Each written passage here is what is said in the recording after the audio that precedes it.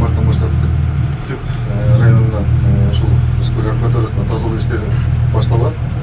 Бул Түп ак суу жетегиз районунда основной ушул ысык акваториясында браконьерлер тоорлор экен. Анан бул чыгарылган тоорлор биринчи иретте тазаланганда бул чындыгында эски тоорлор көп чыккан. Чыгарылган тоорлордун 70%. Даже ушул тоорлор остров калып кеткен, унутулуп калып кеткен эски тоорлор. Ал жерге өрдү, каз, балыктын баары уже чирип кеткен, жайгашып. Анын баарын чыгарып, анан тазаланып кеткен жер бул Түп өзүңүз белгилүү болгондой залифтер да сууну тазалап чыккандан кийин контрольный 3 күн, 1 жума менен айтпай кайда кирип тазалап аттык. Ошо топтун чечими. Анан келгенде экинчи ирет тазалаганда почти 60-70% таза тоорлор чыга баштады. То есть биз баягы жаңы салган тоорлор астындагы мусорду тазалап койсок, тоор чаташпайт деген максат менен сала баштадык. Көп сала баштадык. Жарына чейин жеткенбиз, Караколдон баштап. Анан 2 күн мурун бияка контрольный келдик. Көчө дагы 2,5 километр тоорлор. Жалаң жаңылары.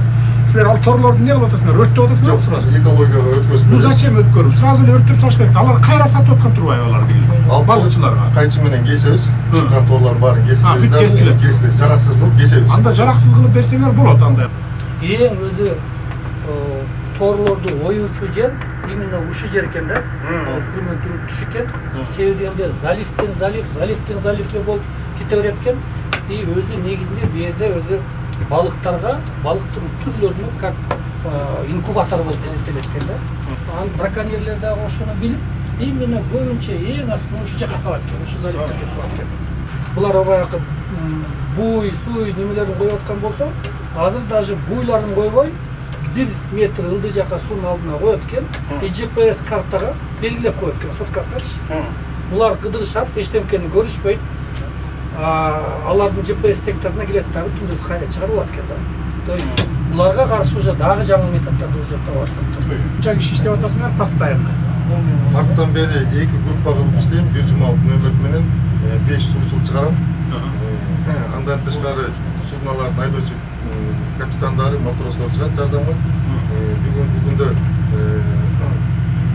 биздин өзгөчө кырдаалдардын ичине караштуу региондук суучулардан дагы алып 8 адам 8 суучулга чейин алып берип атабыз. 1 жумалык нөмөр менен 16 плюс командир 17 адамда. Жалпысы. Торбар да жерде, тигине да турат. Вот эти гона. Тигине ар жак. Тигине да бакылашка турат, эти катеттин ар жагында. Тигине ушу жерде бар экен да, значит. Жүр, көрөлү.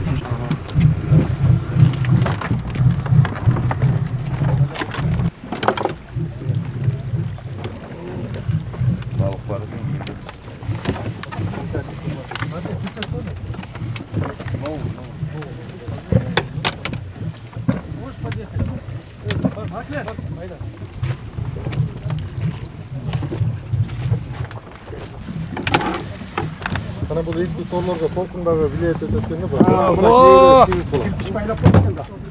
Тереңдиги канча метр экен бул жер? 26. 26 метр. Дальше кет.